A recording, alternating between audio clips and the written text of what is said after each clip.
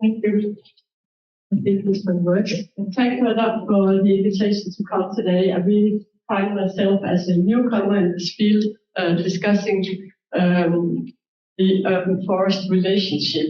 However, I am slowly moving into the field, and I found this as a wonderful occasion to create some kind of overview of the Danish contribution discussing how forest and urbanization, how that actually come together.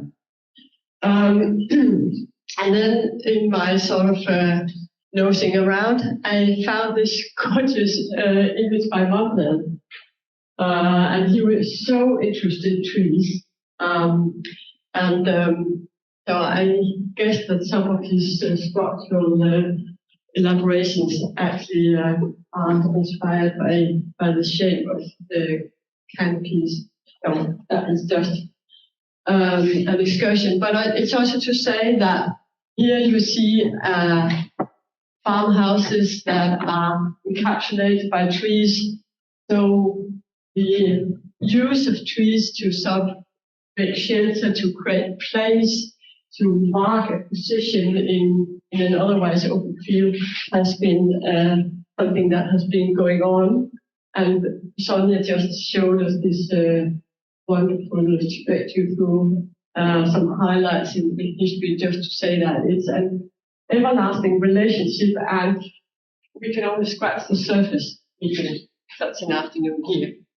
But the discussion goes on how urbanization relates to forest, and we need to have some kind of overview of what we understand by urbanization. It has a huge influence on how we can envision and how we can sort of develop a vocabulary and how we can conceptualize how forest and trees do come together.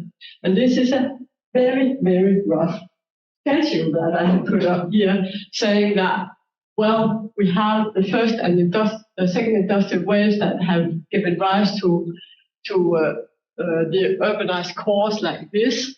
And then we get into the oil city, which is early 20th century, and some time actually starting already in the 1950s, but at least being very visible in the 1970s and 80s. We have this deindustrialization where production and resources are sort of found elsewhere outside Europe, leaving Europe in the ruins of capitalism. And that means a lot to how we understand the sort of leftover that we are starting with and how to deal with that. But we also have some shifts in our understanding of how to manage and how to plan for context and what sort of highlights most of the 20th century is that we're working with the functionalist segregated city. And suddenly we are sort of pushed into sort of this heterogeneousness and this once in a history opportunity to reinterpret and reprogram. But here we also have a reaction towards this segregated city, looking for opportunities to mix things, and in the Danish context, the whole line of that really work goes on and on, right? Yeah. So perhaps I should do something else. Maybe change device. I think this one too close to this one, right? Not have it dual. Does this one work? Yes, I think so. Just to say that the big mantra this decade in the Danish context is the next city, and we are planning for the next. Okay, so just having this in the back of our heads, what I would do is I would mainly look at sort of the birth of the Danish welfare state and how that influenced urban development, and try to make some lines up till today. And just to add a few words to the emergence of the Danish welfare state, which began with the Danish constitution law in 1849, and it was continued in the 1920s and the 30s by the Danish social democracy. And this is sort of a key figure where access to green open space was really key, because that was where you could overcome the division that took place culturally and socially, because they were not coded either culturally or socially. So there was an opportunity to create a more sort of equal society.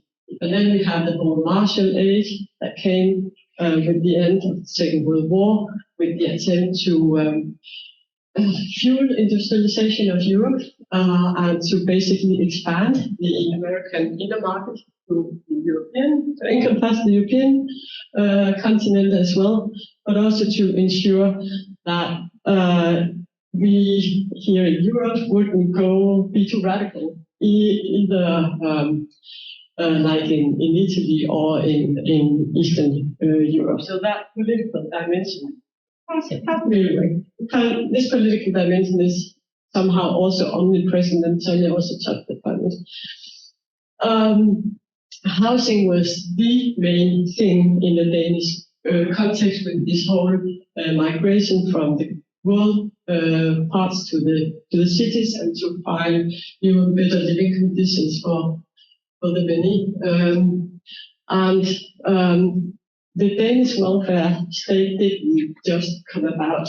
It wasn't a fait accompli. It was highly debated, and a lot of intellectuals and artists were also involved in this, and architects and landscape architects, in coming up with suggestions for how should we spatially organize our everyday life world in order to achieve the aspirations that went with the whole welfare line of thinking.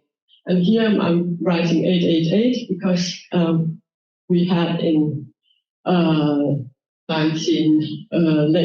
in the 30s this decision that we should limit the working hours to 8 a day. And that means 8 hours of work, 8 hours sleep, and then 8 hours of recreation. And we had 2 hours of paid vacation a year, and that simply fueled the open space planning. Just to give you an indication, this is urban development over time in the Copenhagen context. And you can recognize this finger plan, and everything that goes with until the legend. So when we get into the yellow and the orange and the pale red and the dark red, we are after Second World War. Just to see how a huge amount of urbanization that took place after the Second World War.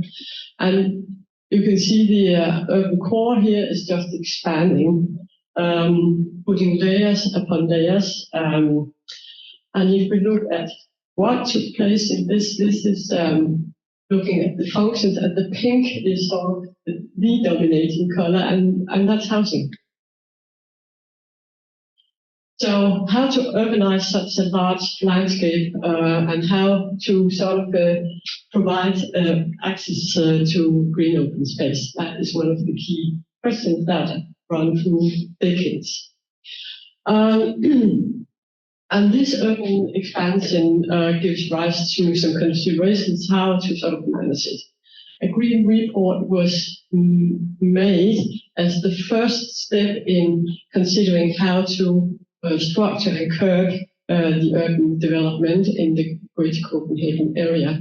And this is the main page, the front page, and it shows sort of a web of green spaces that are supposed to be linked, but it was mapping all the existing green spaces, the existing forests, the bogs, the wet areas, and so on.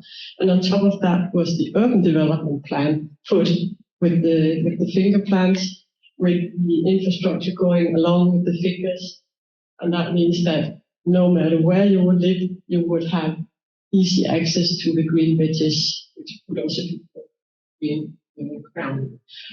Okay, so the first generation takes its point of departure here because there was a lot of pressure on this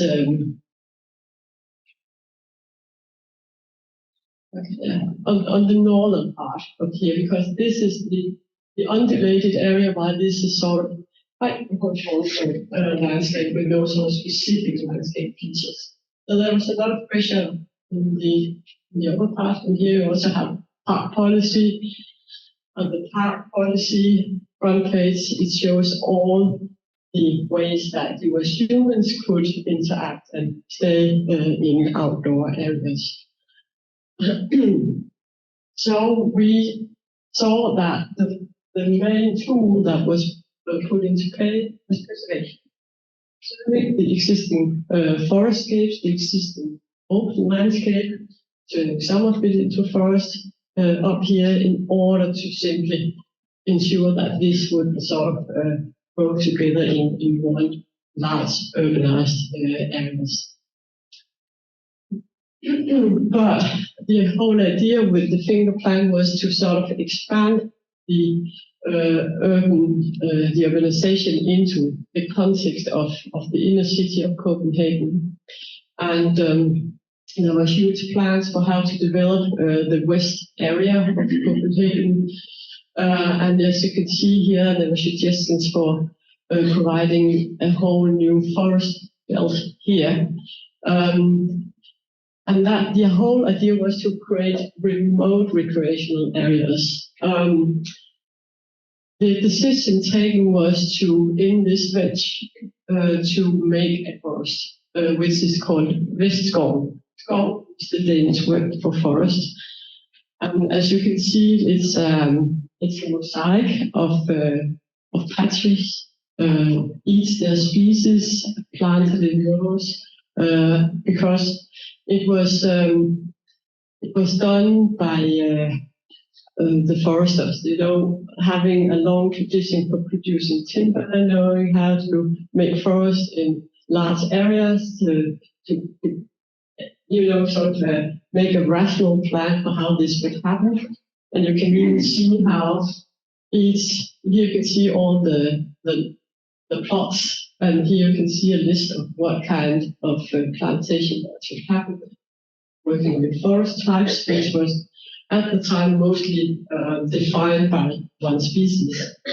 So even though that these were some of the images that went about, here you can see students from the forest school showing acres and so on to sort of start the forest grow. We had this celebrity, the forest officer, planting a single tree for the rolling cameras. It was mainly done like they do when they make this industrial forest, planting rows of trees, thinning, etc. And to create some kind of topography, they made a small elevation here with debris, and it's still a signature of the area today. Today, this green wedges, along with the other green wedges, also room for highways. So the sound track to Vestskov is mainly cars and traffic force. That was the second generation, trying to create some kind of natural attraction by means of planting a large-scale forest. But what we have seen in the third generation following the two first is a movement that can be found around all larger cities in the Danish context. Here it's almost with some of the old forests following the coastline, but pointing to new areas that are to be afforested. And again, it's the same logic in the way that the forest is created, how it is made. But this is building on top of some analysis that were done in the 70s, looking at the hydraulic system in particular and pointing to the places where we have drilling points or drilling places, because in Denmark we take up the groundwater and use it directly for drinking water. So it's a very valuable resource.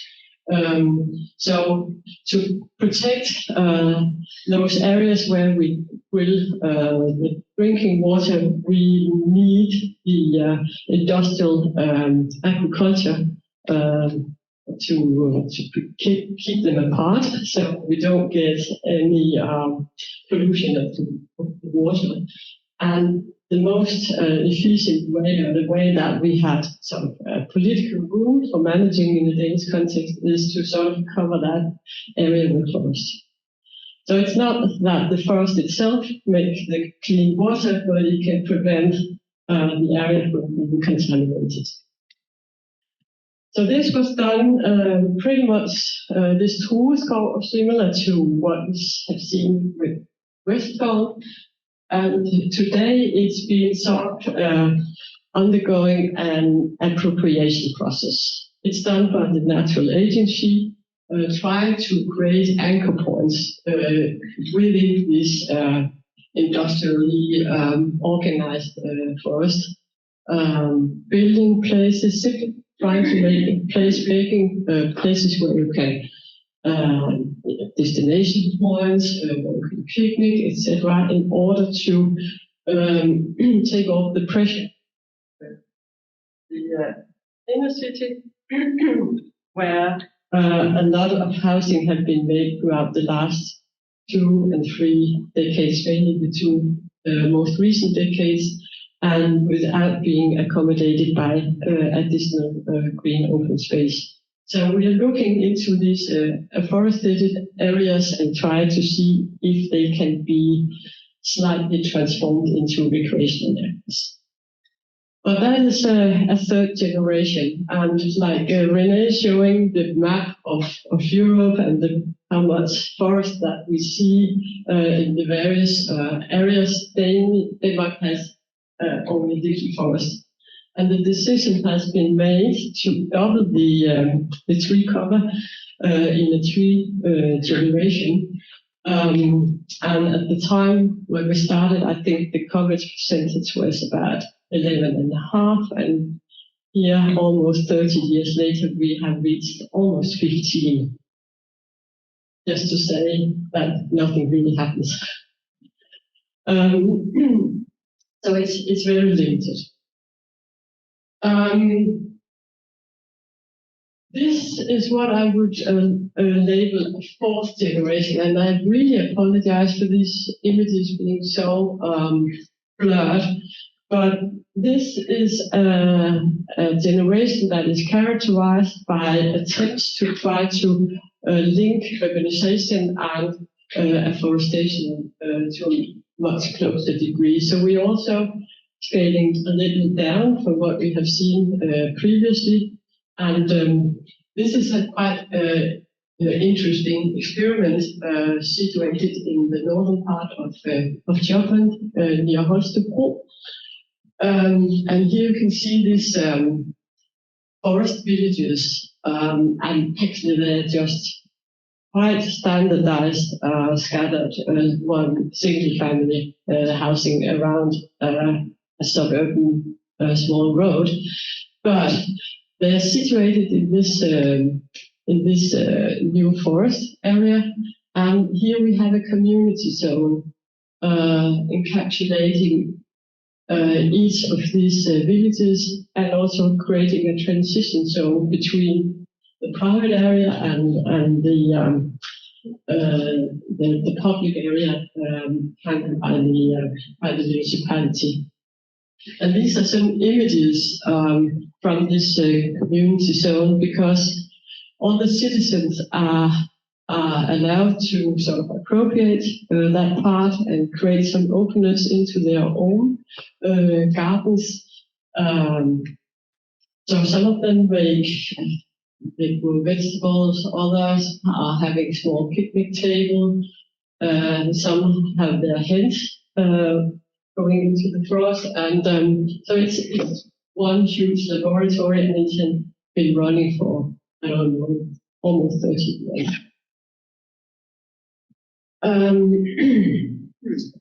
But we also see it in more small-scale areas. We see Danish municipalities, they would really like to offer some new ways of living, new ways of urbanizing their greenfield areas. It's a battle about the good taxpayers all over, so who can attract those who have some resources. This is an area outside Copenhagen, sort of, at the tip of one of the fingers, with a quite striking topography, and these are the two first prize winner schemes, both suggesting to use afforestation as sort of a spatial framework for the further development of the area. What they are addressing is sort of a bit like Sletten. How is that sort of more close contact with the afforested part? And they have various suggestions for how to reach that. See and visualization here, showing that you have these sort of urban islands, so to speak, in a field that is not really divided into zones or that are farmed in any way, and then you have this well-defined area here in the center, which is sort of the emblem of the area, which is then highly cultivated. And this one, producing visions like this about how it is to live in the forest, also touch upon our ideas about what is a forest actually, because it was quite a lot from the afforestation schemes that we have seen produced throughout the previous part of the century, as I just showed you. Very, very area-consuming way of producing housing. So somehow they remain a bit of a dream, because with our current concern about how we should limit footprints and so on, this is perhaps not the way forward, but it's definitely something that the municipalities put forward and the private developers put forward, because it is somehow appealing to groups, and it sort of taps out of the old discussion about how to urbanize in an ecological clever way. Same thing goes here. Is at the outer, in the west coast of Jutland. So this is really far away from where you have the growth areas, but they still have an idea that this could actually happen, and they use the afforestation as sort of a lever in that regard.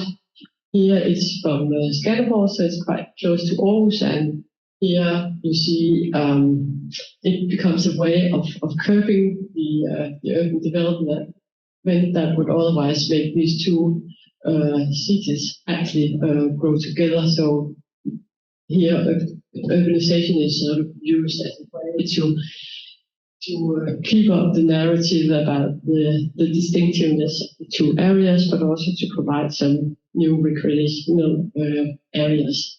But it's recreational areas that is seen in addition to single-family housing, where each of the lots has a house on a garden. So there's quite a lot of green open space, and they also have green benches in between. So again, it's also something that definitely can be discussed. Thinking about, well, where do we see sort of the frontier lines for the moment? I would like to bring in here at the end two perspectives. one going very much down in scale, which are the microforests that we see from up here and there, and we have professionals that have specialized in providing such areas. And then this project that I would stay with for a while, which is called the Copenhagen Island. And the Copenhagen Island is the Danish contribution to the Venice Biennial this year. So it has just been dismantled, and it's a reflection on sea level rise. Copenhagen is situated next to the sea, and the discussions are already started to heat about how to handle the sea level rise. So this project takes a few steps ahead and say, well, they make rereading a bit like the Green Report did in the 30s about where do we have the bogs, where do we have the low-lying areas. We have mapped all the groundwater. We know where it's high, where it's low. We know how the pressure from the sea level rise, how that would affect the groundwater. And that means that we can also then look at the topography with the changed precipitation patterns.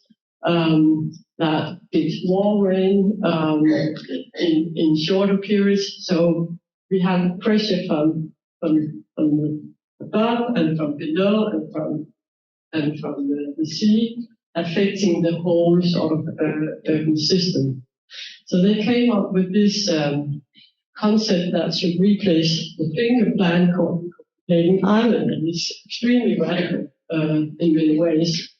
But the whole concept is that we need space for water. So we can sort of breathe, because this should be seen in addition with, in Denmark, we, until most recently, have let all the rainwater into the sewer. And the sewer system doesn't have a sufficient capacity. And in some areas, it's more than 100 years old, so it also needs some replacement. So should we spend all the resources on enlarging the sewer system, or should we start to separating rainwater from the sewer system? So this strategy also decouples rainwater from the sewer system. So looking at some of these sub-areas, suddenly we see a situation where we have areas that are designated for some kind of consideration. What they are stating here is that what you see here in dark purple should be removed. So we are reconfiguring the whole framework. It also touches upon the main infrastructures that be placed in the low-lying areas. But looking at it from another perspective, it definitely also opens some new options. You can see the historical maps showing that this is a bog. Here you can see the topography, and here you can see how the urbanization looks today, simply just overruling the logic of the topography and the vulnerability when it comes to handling water. So thinking of what would these areas be, they would not be clear water. They would be areas that would be some space for some fluctuation, but definitely also for thinking of bringing, sort of promoting the whole logic that goes with increasing diversity would definitely affect the way that we think about public space, the amount of public space in urbanized areas, but definitely also the character of public space. So this could be seen as an example of revisiting already urbanized areas. So this whole reinterpretation request that goes with the climate changes are really a big thing. Okay. I try to put things in the scheme just to create some kind of overview, putting the number of generations here, so we have some kind of timeline. But one generation is not succeeded by another. They also have a huge overlap, but there is some kind of time progress here, as you can see. I mean, using preservation as a tool is not something that we do today. It doesn't end with the forest.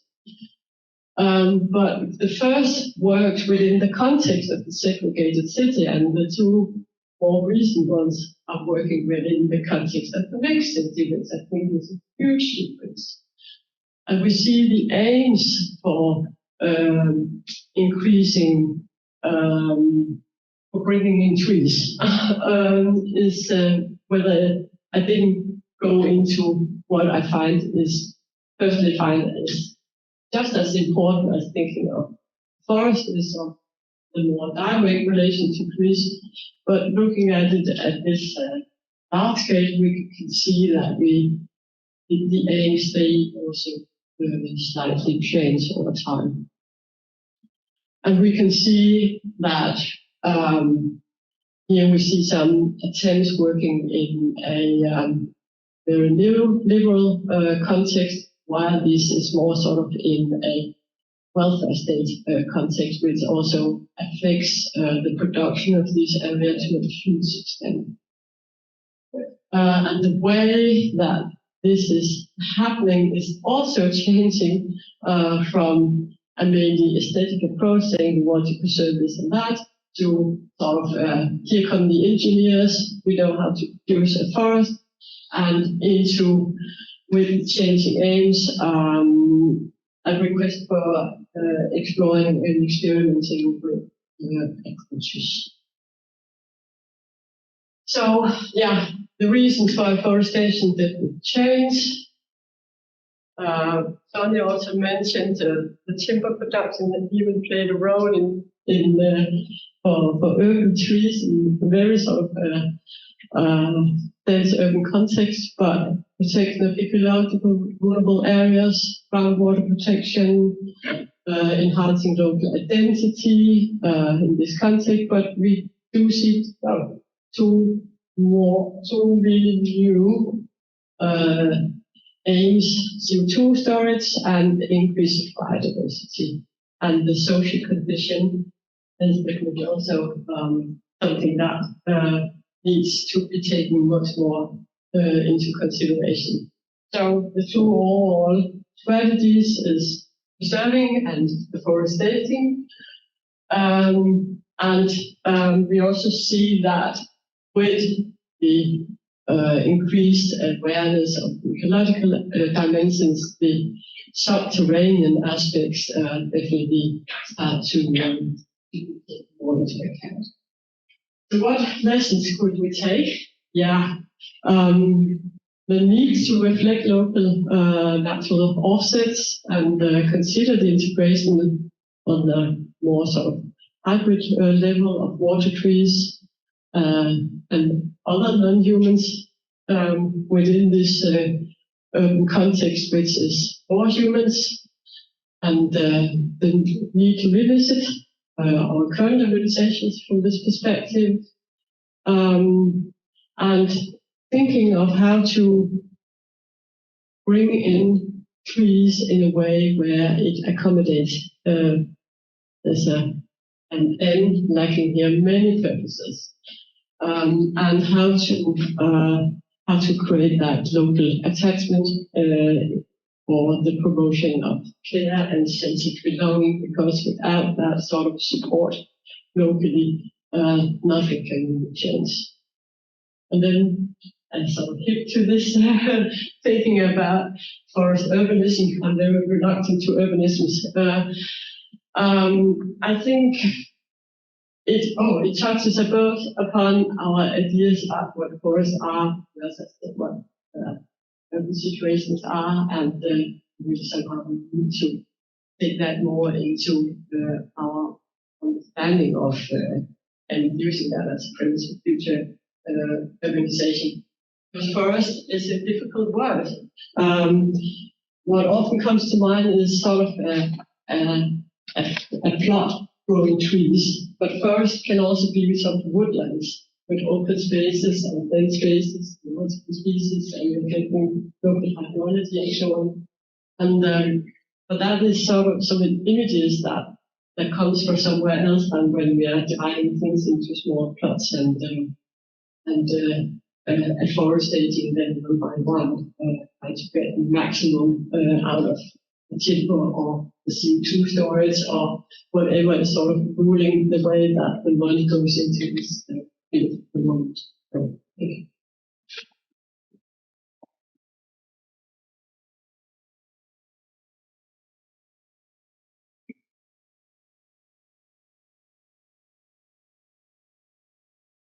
Thank you very much for this piece of flyover. Yes.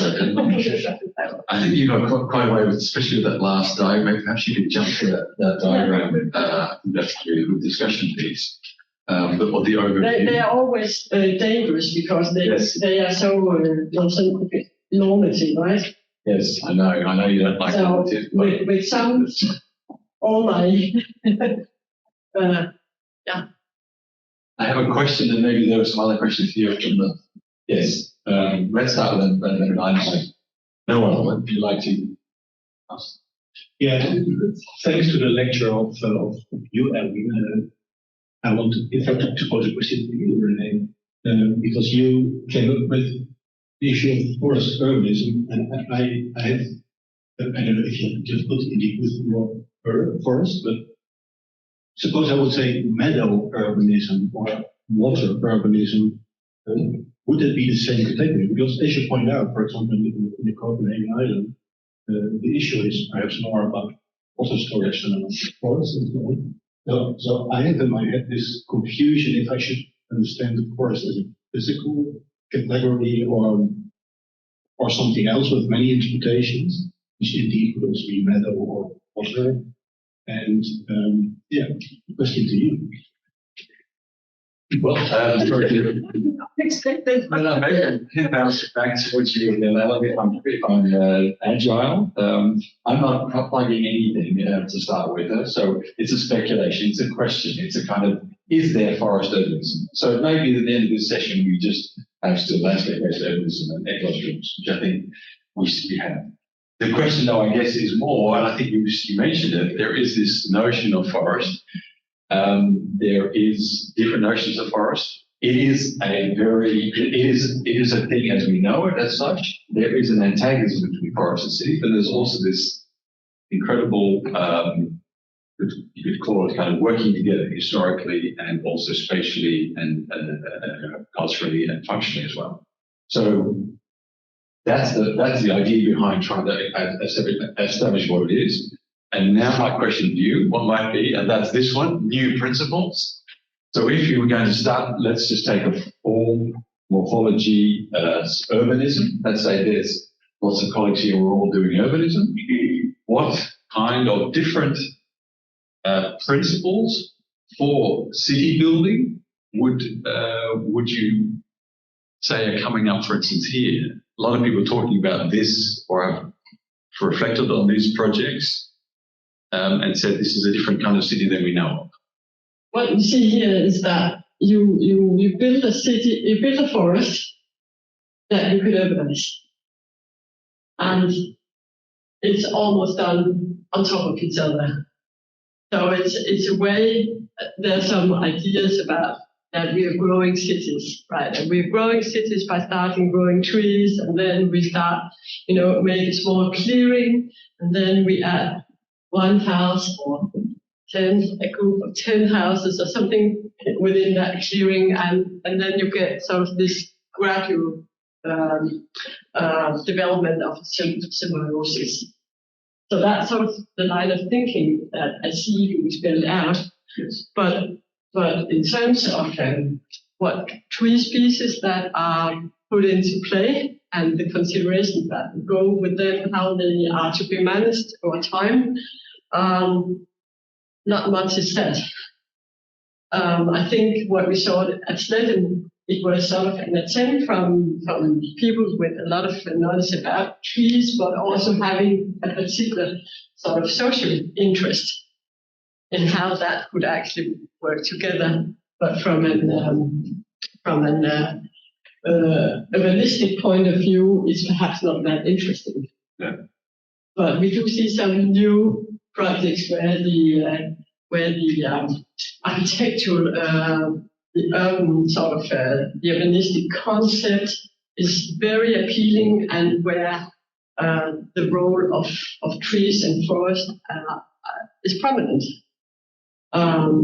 But it becomes more sort of a back curtain to some wooden buildings, and try to sort of communicate that whole concept of that we can actually build sustainable on virgin land if we do it this way. Yes. Right. Thank you. Okay, that's summary. Yes. Question down here.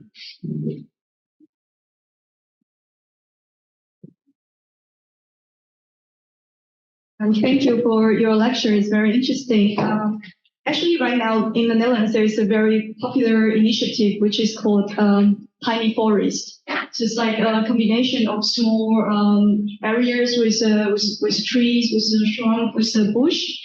And I think here the question is also related to the previous speakers, because here we're discussing about forest urbanism. So that's like tiny forest, this kind of approach also, be considered as forest urbanism, and to what scale that we are talking about this kind of urbanism, because it's such a big term. So that's sort one. And sort two is about the word we're using here of forest, because actually if we look in the habitat that forest, it consists of, like, if you look at pioneer forest and a more mature forest, actually they're very diverse. It could consist of only trees or multiple layers. So, but I think the previous speakers show a lot of case with like the forest, but I feel like this is just single, tree lines, and we call it as a forest. So it's a little bit of doubting of, what kind of forest that here we are talking about. So I think that's like two questions. One is of scales, and the other is about forest itself. I would just say spot on. It's a really, really good question, because there are no answers to it. I think within silviculture, they have a specific definition for what is a forest. But the way that it's used in sort of an architectural, urbanistic context, it's what more fluid. And the whole concept of microforest, what does it take to designate something as a microforest? I haven't seen the definition for it. So I don't think it's because we should pay too much attention to the definitions, but rather observe that there is a longing for large-scale nature phenomenon, and that could perhaps explain why trees and two shrubs become microforest. But it's definitely something that is very. What do you say, Sonia? Because those concepts, they are sort of they are like chewing gum, right? No, I agree. And maybe actually a question that is perhaps related to that question.